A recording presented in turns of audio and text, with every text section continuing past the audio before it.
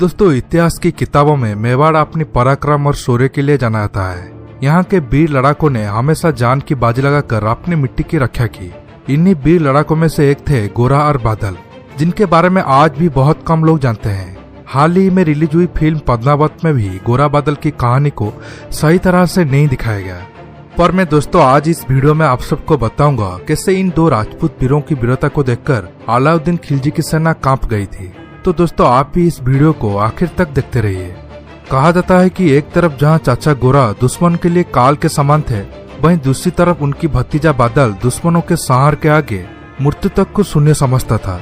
यही कारण था कि मेवाड़ के राजा रतन सिंह ने उन्हें अपनी सेना की बागडोर दे रखी थी। माना जाता है कि जब अलाउद्दीन खिलजी ने राजा रतन सिंह को छल से अगवा कर लिया और ये संदेश भिजवाया कि यदि चित्तौड़ की सेना अपने राजा को वापिस चाहती है तो उन्हें रानी पद्मिनी को उसके हवाले करने होगा। इस विकट परिस्थिति में रानी पद्मिनी ने खुद गोरा के पास गई और उनसे सहायता की गुहार लगाई, क्योंकि गोरा और बादल खिलजी को रानी पद्मिनी का मुख शीशे में दिखाए जाने वाले फैसले से नाराज थे, क्योंकि वो समझते थे कि ये रानी पद्मिनी का अपमान करना है। किंतु राजा ने इसे राजनीतिक मजबूरी बताकर उनकी बात मानने से इनकार कर दिया। राजा के इस इनकार से गोरा इतने आहत हुए कि अपने भतीजे बादल के साथ राज्य छोड़कर चले गए। पर जब रानी पद्मिनी ने आग्रह किया तब सेनापति गोरा उनकी बात पर राजी हो गए।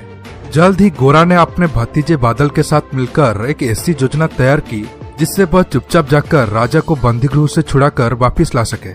गोरा ने बादल को दूत बनाकर खिलजी के पास ये खबर भिजवा दिया कि रानी पद्मिनी समर्पण करने के लिए तैयार है, किंतु रानी की दो शर्त है। पहली यह है कि वह अपनी 700 दासियों के साथ आएंगी।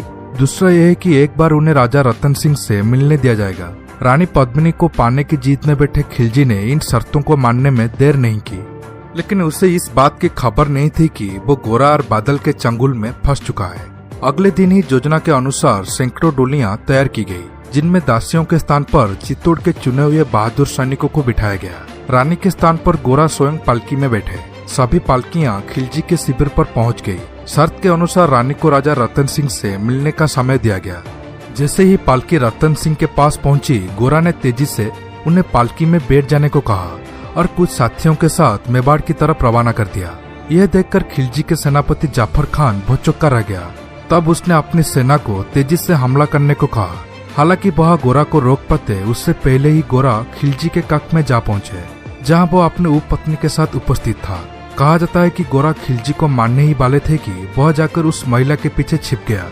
खिलजी इस बात को अच्छे से जानता था कि राजपूत वीर किसी महिला अथवा बच्चे पर वार नहीं करते। हुआ भी यही, गोरा की तलवार जहां थी वहीं थम गई। इस मौके का फायदा उठाते हुए जाफर खान ने गोरा पर पीछे से वार कर उसका सर धड़ से अलग कर दिया। गोरा के सिर जमीन पर पड़ा था। बावजूद उसके कहते हैं कि गोरा में इतना बल बचा हुआ था कि उनका धड़ दुश्मन जाफर खान का सामना कर उसकी सर धड़ से अलग कर दिया था। अपने पिता से बढ़कर चाचा की छल पूर्वक हत्या के बाद मानो बादल में स्वयं काल समा गया था।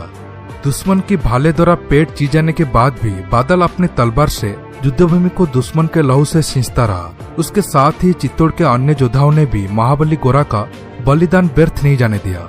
उन्होंने एक कदम भी खिलजी की सेना को आगे नहीं बढ़ने दिया। अंततः वह अपने राजा रतन सिंह को मेवाड़ पहुंचाने में सफल रहे। इसमें कोई संदेह नहीं कि वीरता से उत्प्रोत होने के साथ साथ गोरा और बादल में स्वामी भक्ति कूट कूट कर भरी हुई थी। ये दोनों सूरबीर अपने राज्यों की तरफ उठने वाली आंखों को निकाल लेने की मादा रखते थे।